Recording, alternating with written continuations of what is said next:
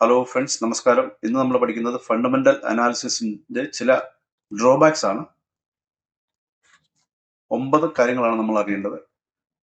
Fundamental analysis എന്നാൽ കാര്യങ്ങളെ നമ്മളൊരു ലോങ് ടൈം കാഴ്ചപ്പാടിൽ നോക്കിക്കണ്ട് മനസ്സിലാക്കുക, അസസ് ചെയ്യുക, ബിസിനസ്സുകളുടെ ഒരു സസ്റ്റൈനബിലിറ്റി, അവരുടെ സാധ്യതകൾ, അവരുടെ ഫിനാൻഷ്യൽ സ്ട്രെങ്ത് ഒക്കെ നമ്മൾ മനസ്സിലാക്കുന്ന ഒരു അനാലിസിസ് രീതിയാണ് ഫണ്ടമെന്റൽ അനാലിസിസ്. അതിന് ഒരുപാട് മെറിറ്റ്സ് ഉണ്ട്, പക്ഷെ ചില ചലഞ്ചസ് ഉണ്ട്. നമ്മൾ ഈ വീഡിയോയിൽ ഫോക്കസ് ചെയ്യുന്നത് അതിന്റെ ചലഞ്ചസ് ആണ്. കാരണം നമ്മൾ ആ ചലഞ്ചസ് എന്താണെന്ന് മനസ്സിലാക്കി കഴിഞ്ഞാൽ അതിനനുസരിച്ച് നമുക്ക് ഒരുപക്ഷെ ഓപ്ഷൻ സ്ട്രാറ്റജികളോ അല്ലെങ്കിൽ ഇത് ടെക്നിക്കൽ അനാലിസിസുമായിട്ട് കമ്പൈൻ ചെയ്യുകയോ ഒക്കെ ചെയ്യാനുള്ള ഒരു അവസരം നമുക്ക് കിട്ടും. ആദ്യത്തെ ഡ്രോബാക്ക്, ഒരുപാട് ടൈം എടുക്കുന്ന ഒരു നടപടിയാണ് ഫണ്ടമെന്റൽ അനാലിസിസ്. എസ്പെഷ്യലി റീറ്റെയിൽ ഇൻവെസ്റ്റേഴ്സിനെ സംബന്ധിച്ചിടത്തോളം ഒരുപക്ഷെ അവർക്ക് അതിനാവശ്യമായിട്ടുള്ള സമയം ഉണ്ടാവണമെന്നില്ല, അവർക്ക് എക്സ്പെർട്ടൈസ് ഉണ്ടാവണമെന്നില്ല.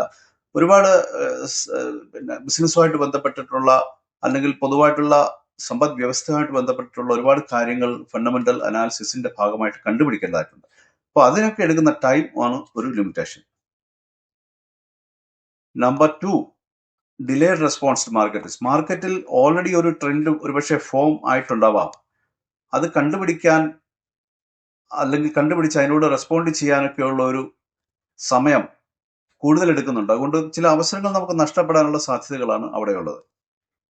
Will miss short time market opportunities. ഒരുപക്ഷെ ഇവിടെ ടെക്നിക്കൽ അല്ലെങ്കിൽ ആൽഗോ ട്രേഡിംഗ് സ്ട്രാറ്റജീസ് ആണെങ്കിൽ ഒരുപക്ഷെ കുറച്ചുകൂടെ നേരത്തെയൊക്കെ ഇത് ക്യാപ്ചർ ചെയ്യാൻ പറ്റും ചില ട്രെൻഡുകൾ. മൂന്നാമത്തെ ഡ്രോബാക്ക്, മാർക്കറ്റ് ഒരു ന്യായമായ രീതിയിൽ മുന്നോട്ട് പോകും എന്നുള്ള ഒരു അസംഷനാണ് ഫണ്ടമെന്റൽ അനാലിസിസിന്റെ ഒരു മെയിൻ ഫീച്ചർ. അവർ അസ്യൂം ചെയ്യുകയാണ് ഓക്കെ ന്യായമായ രീതിയിൽ ഒരു റെസ്പോൺസ് അല്ലെങ്കിൽ ഒരു പെർഫോമൻസോടെ നടക്കും എന്നുള്ളത്, അതായത് ഒരു കറക്ഷൻ നടക്കും എന്നൊക്കെ. മിസ്പ്രൈസ് സ്റ്റോക്സ്, സ്റ്റോക്കിന്റെ വില വാല്യൂവിനേക്കാൾ ഒരുപാട് കുറവാണ് അല്ലെങ്കിൽ വാല്യൂവിനേക്കാൾ ഇൻട്രിൻസിക് വാല്യൂവിനേക്കാൾ ഒരുപാട് കൂടുതലാണ് എന്നൊക്കെ തോന്നിക്കഴിഞ്ഞാൽ ആ ഒരു കറക്ഷന് വേണ്ടി അവർ വെയിറ്റ് ചെയ്യാറുണ്ട്. പക്ഷെ ആ വെയിറ്റ് ചെയ്തു എന്ന് വിചാരിച്ച ഒരു കറക്ഷൻ ഉടനെ എങ്ങും നടക്കണമെന്നില്ല. Irrational market behaviour can lead to prolonged underperformance. അങ്ങനെ ഈ ഒരു അനാലിസിസ് ചെയ്തു കഴിഞ്ഞാൽ ഒരുപക്ഷെ ദീർഘകാലം കാത്തിരിക്കേണ്ടി വരാം ആ ഒരു കറക്ഷൻ സംഭവിക്കുവാൻ. നാലാമത്തെ ഡ്രോബാക്ക്, മാർക്കറ്റിലെ സെന്റിമെന്റ്, ഒരു ബുള്ളിഷ് ബിയറിഷ് സെന്റിമെന്റ്, അത് മനസ്സിലാക്കാൻ അല്ലെങ്കിൽ അത് പ്രെഡിക്റ്റ് ചെയ്യാൻ നമുക്ക് കഴിയണമെന്നില്ല. ഫണ്ടമെന്റൽ ആയിട്ട് മാത്രം ഇരിക്കുന്ന ഒരു വ്യക്തിക്ക് മാർക്കറ്റ് സെന്റിമെന്റ് ആണ് അവിടുത്തെ പ്രൈസുകൾ തീരുമാനിക്കുന്നത്.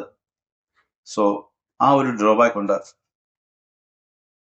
അഞ്ചാമത്തെ ഡ്രോബാക്ക് ഇൻടാഞ്ചിബിൾ അസറ്റ്സിനെ പറ്റിയാണ്. ഇൻടാഞ്ചിബിൾ അസറ്റ്സ് എന്ന് പറയുമ്പോൾ നമുക്ക് തൊടാൻ പറ്റാത്ത അസറ്റുകൾ, തൊട്ടു നോക്കാൻ പറ്റാത്തത് പക്ഷേ അസറ്റാണ്. ഉദാഹരണത്തിന് ഒരു ബ്രാൻഡ്, ഒരു കമ്പനിയുടെ ബ്രാൻഡ് എന്ന് പറയുന്നത് അതിനൊരു വാല്യൂ ഉണ്ട്. ആ വാല്യൂവിന്റെ പുറത്ത് മാത്രം ബിസിനസ് നടത്തുന്ന കമ്പനികളുണ്ട്. പക്ഷെ അതിന്റെ യഥാർത്ഥത്തിൽ വാല്യൂ എത്രയാണെന്ന് നമുക്ക് കണ്ടുപിടിക്കാൻ ഒരു ഫണ്ടമെന്റൽ അനാലിസിസ് വഴി സാധ്യമല്ല. ഇന്റലക്ച്വൽ പ്രോപ്പർട്ടി ഉണ്ടെങ്കിൽ അതും യഥാർത്ഥത്തിൽ എത്രയാണ് അതിന്റെ മൂല്യം എന്ന് കണ്ടുപിടിക്കാൻ ബുദ്ധിമുട്ടുകളുണ്ട്. കമ്പനി എന്ത് പറയുന്നുണ്ടോ ഒരുപക്ഷെ അതായിരിക്കാം നമ്മൾ റിലേ ചെയ്യുന്നത്. അവിടെയൊക്കെ നമ്മൾ ഫണ്ടമെന്റൽ അനാലിസിസിന് ഒരു തെറ്റ് പറ്റാം. ഇതൊക്കെ ഈ ട്രഡീഷണൽ ആയിട്ട് നടത്തുന്ന ഫണ്ടമെന്റൽ അനാലിസിസിന്റെ ഒരു ഫോൾട്ട് ആയിട്ട് അല്ലെങ്കിൽ ഒരു ഡ്രോബാക്ക് ആയിട്ട് നമുക്ക് മനസ്സിലാക്കണം. ആറാമത്തേത്, overreliance on historical data. കഴിഞ്ഞു പോയ കാര്യങ്ങൾ, അതുമായിട്ട് ബന്ധപ്പെട്ട ഇൻഫർമേഷൻ ഒക്കെ ഒരുപാട് യൂസ് ചെയ്യുന്നുണ്ട് ഈ അനാലിസിസിൽ. അത് കുറച്ച് ഓവറാണ്. കാരണം കഴിഞ്ഞ കാര്യങ്ങൾ അനുസരിച്ച് ഫ്യൂച്ചറിൽ കാര്യങ്ങൾ നടക്കണമെന്ന് ഉറപ്പില്ല. അതാണ് അവിടുത്തെ ഒരു വിഷയം. വളരെ പെട്ടെന്ന് സമ്പദ് വ്യവസ്ഥകൾ അല്ലെങ്കിൽ ഇൻഡസ്ട്രികൾ മാറ്റങ്ങൾക്ക് വിധേയമാകുന്ന കാലഘട്ടമാണ്. അതുകൊണ്ട് തന്നെ കഴിഞ്ഞ കാര്യങ്ങളുമായിട്ട് വലിയ ബന്ധമില്ലാത്ത രീതിയിൽ പുതിയ കാര്യങ്ങൾ സംഭവിക്കാം. അത് നമുക്ക് മിസ്സാവും. ഏഴാമത്തേത്, റിസ്ക് ഓഫ് വാല്യൂ ട്രാപ്സ്. ഉദാഹരണത്തിന് ചില സ്റ്റോക്കുകൾ വാല്യൂ അനുസരിച്ച് നോക്കുമ്പോൾ ഒരുപക്ഷെ അവ വാങ്ങാൻ നമുക്ക് തോന്നാം. കാരണം അവരുടെ റേറ്റ് കുറവായിരിക്കാം, അല്ലെ സ്റ്റോക്കിന്റെ പ്രൈസ് കുറവായിരിക്കാം. പക്ഷെ നമ്മൾ വാങ്ങി എന്ന് വിചാരിച്ച് ഒരുപാട് നാൾ വെയിറ്റ് ചെയ്താലും ഒരുപക്ഷെ അത് നമ്മൾ ഉദ്ദേശിക്കുന്ന ലെവലിലോട്ട് കയറി വരണമെന്നില്ല. കാരണം നമ്മൾ നടത്തിയത് ഫണ്ടമെന്റൽ അനാലിസിസ് ആണ്. അതുകൊണ്ട് അങ്ങനെ വന്നു കഴിഞ്ഞാൽ നമ്മൾ ആ ലോ പെർഫോമിംഗ് അസറ്റ് നമ്മൾ കൈവച്ചുകൊണ്ടിരിക്കേണ്ട ഒരു സാഹചര്യം വരികയും നമ്മുടെ റിട്ടേൺ ഓൺ ക്യാപിറ്റൽ അത് കുറയുകയും ചെയ്യും.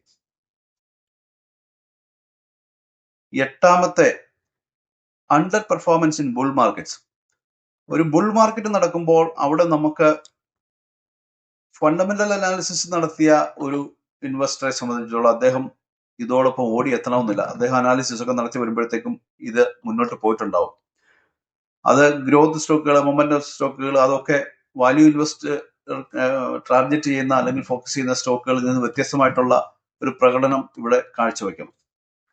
അപ്പോൾ ഫണ്ടമെന്റൽ ഇൻവെസ്റ്റേഴ്സ് ഇങ്ങനെയുള്ള കേസുകളിൽ അവർ പിന്നിലായി പോകുന്ന സാഹചര്യമുണ്ട്. ഒമ്പതാമത്തേത്, കോമ്പറ്റീഷൻ വിത്ത് ആൽഗോ സ്ട്രാറ്റജീസ്. കമ്പ്യൂട്ടറുകളിലെ ഡേറ്റ ഒക്കെ ഉപയോഗിച്ചുകൊണ്ടുള്ള വളരെ ഫാസ്റ്റ് ആയിട്ടുള്ള സോഫ്റ്റ്വെയർ ബേസ്ഡ് അല്ലെങ്കിൽ കോഡിംഗ് പ്രോഗ്രാം ബേസ് ചെയ്തുകൊണ്ടുള്ള ട്രേഡിങ് നടക്കുന്ന കാലഘട്ടമാണ്. അതുമായിട്ട് കമ്പീറ്റ് ചെയ്യാൻ ബുദ്ധിമുട്ട് വരും. മാർക്കറ്റിലെ ചില ഇൻഎഫിഷ്യൻസീസ്, ചില മിസ് പ്രൈസിംഗ് ഒക്കെ പെട്ടെന്ന് തന്നെ കണ്ടുപിടിക്കാൻ അൽഗോയ്ക്ക് കഴിയും. അത് ഫണ്ടമെന്റൽ അനാലിസിസിന് കഴിയണമെന്നില്ല.